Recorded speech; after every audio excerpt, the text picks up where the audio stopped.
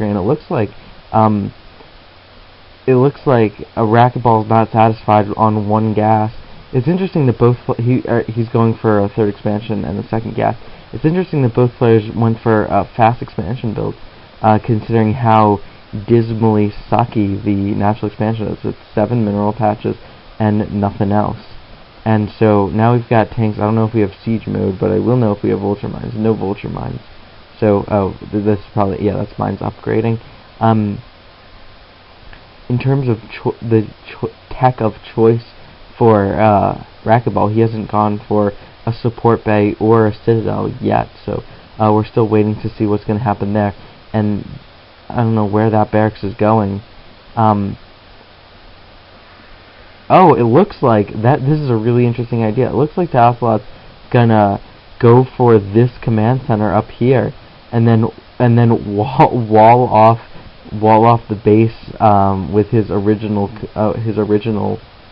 barracks, which is kind of a cute idea. But here comes a load of dragoons, and as you can see, there's some forces, but their mines haven't even finished yet, or there haven't been mines laid yet, and I'm really worried that the Ocelot might lose this game right here. The vultures fail to block for the tanks, and the dragoons are already amongst the tanks. Mines are being laid, but there's observers, and oh wow, one mine takes out 2 dragoons, but all that's left is vultures and marines, and I'm not sure that TehOcelot's going to be able to get himself out. He is going to have reinforcements coming in a bit. He's probably going to have some tanks coming out, but there's still 3 dragoons, and they've all done a lot of damage. This was a very successful attack for Racquetball, the person who cannot name something to save his life, so that it's readable, that is. And now these 3 dragoons have really entrenched themselves up on this. Notice that the main base is not connected to this. That would be kind of imbalanced if the main base had 3 entrances, actually. And now that siege tank is going to drive these dragoons away. But they killed a turret and are killing an engineering bay. And meanwhile, he's rallying. It looks like he's rallied his reinforcements out a ways, and he's going for a lot of extra gateways and a citadel. So he's going to be on 7 gateways sooner or later.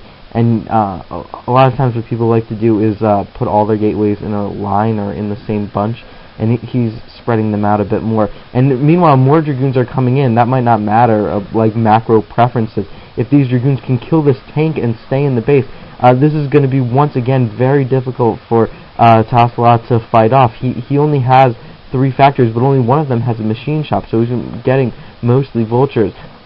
This is a real problem for Terran on one gas. He put it at a big risk, and he's now mining a second gas. He risked a lot going for that 3rd command center as early as he did. And meanwhile, Racquetball is going for a 4th nexus. So these players are wildly and rapidly expanding, and I don't know if it's safe. There's another siege tank now, and it might just barely drive the dragoons away again. That vulture dies without laying any of its mines, and the citadel is up, and speed will be out soon. Here comes a mine. Oh, I thought it was going to be a mine drag, but it didn't. That zealot didn't make it to the tank, and now the natural expansion is in dire straits. But never mind, Racquetball's just moving right up to the main base, and there's only 1 tank defending, and just what's coming out of these 4 factories. He's got a lot of money. He obviously didn't have enough factories. He could have built more factories on his current economy, considering that he's more than double stacked. He's like triple stacked with tanks. He could have built a factory there instead and been in a lot better position. As far as I'm concerned, the game is pretty much over for Racquetball. For the Ocelot. Racquetball pretty much has his clinch. He's just rallying his units in here. As you can see, zealots on their way. Looks like he's building straight zealots. What's he doing with all of his gas? Oh, now he's building dragoons.